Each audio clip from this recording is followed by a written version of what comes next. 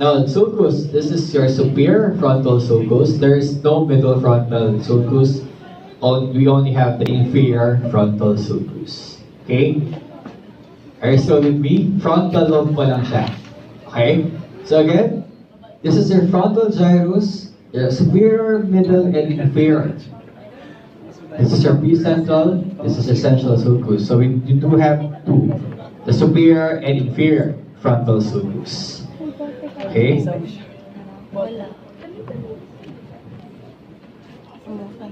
Okay, let's concentrate more on the inferior frontal gyrus.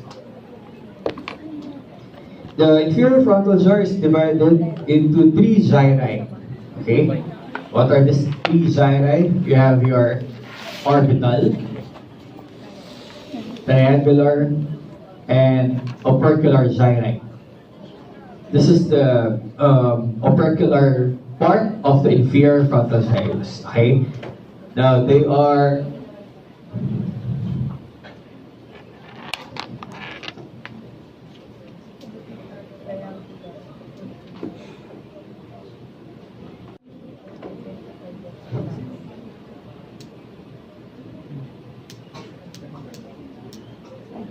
okay.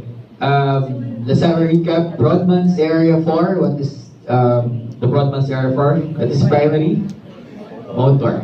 Okay. What about Brodmann area 312? Somatosensory. Okay. Note, there's three parts of this inferior frontal gyrus, right?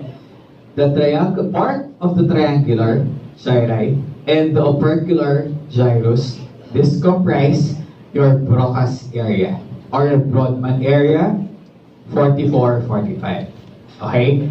Again, the part of the triangular and the opercular gyrus of your inferior frontal gyrus, that is your Brodmann area 44 and 45, or we also known as your Broca's area.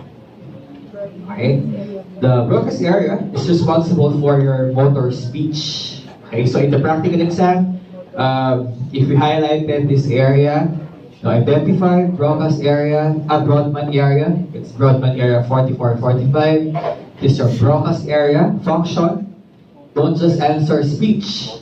You have to answer motor speech. Are you clear? So this is your Broca's area, Brodmann area 44, 45. Okay? Now let's move on to your parietal lobe. The parietal lobe occupies the area posterior to your central sulcus and superior to your lateral sulcus. Okay? It extends posteriorly as the parieto-occipital sulcus.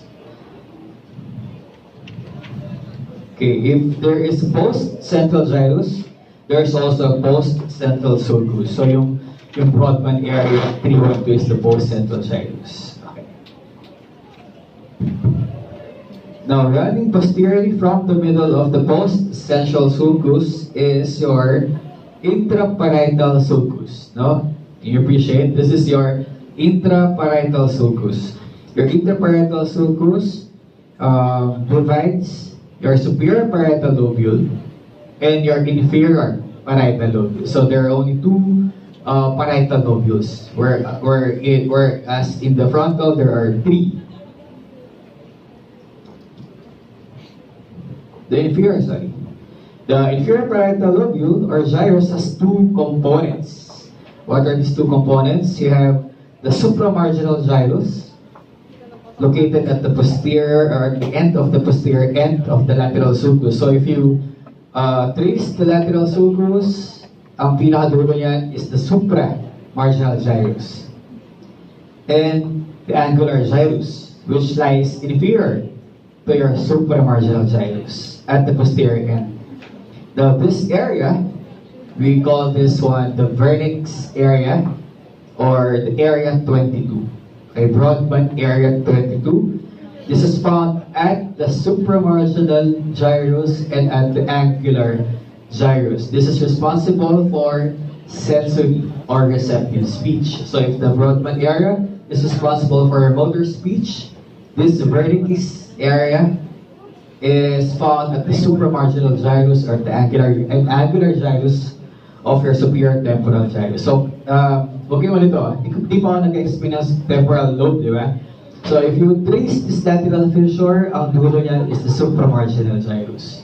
Whereas, if this is your temporal lobe, there are 3 lobes, mamaya di-discuss ko. If you would notice, ito yung superior temporal gyrus, ang dulo niyan is the angular gyrus. Now, this supramarginal and angular gyrus, that comprise your Brodmann area 22 or the Wernicke's area.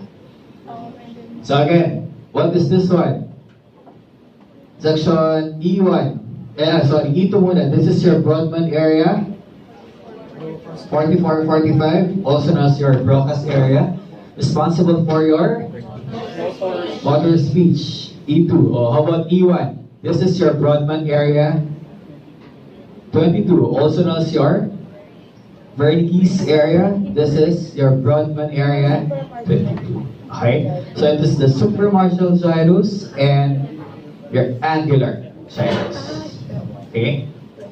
Now let's move on to your temporal lobe. Kaya ba? Kaya niyan? Okay. The temporal lobe occupies the area inferior to your lateral sulcus. So this is your lateral sulcus. This is the whole area is your temporal. Now the lateral surface of the temporal lobe is divided into 3 gyri by 2 sulci.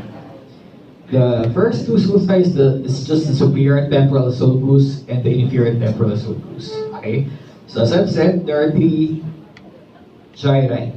You have the superior temporal gyrus, the middle temporal gyrus, and the inferior temporal gyrus. So, obviously, superior temporal sulcus divides your superior and middle temporal gyrus, whereas your inferior temporal sulcus divides your middle from your inferior temporal gyrus. Okay? Now, as I've said, sorry.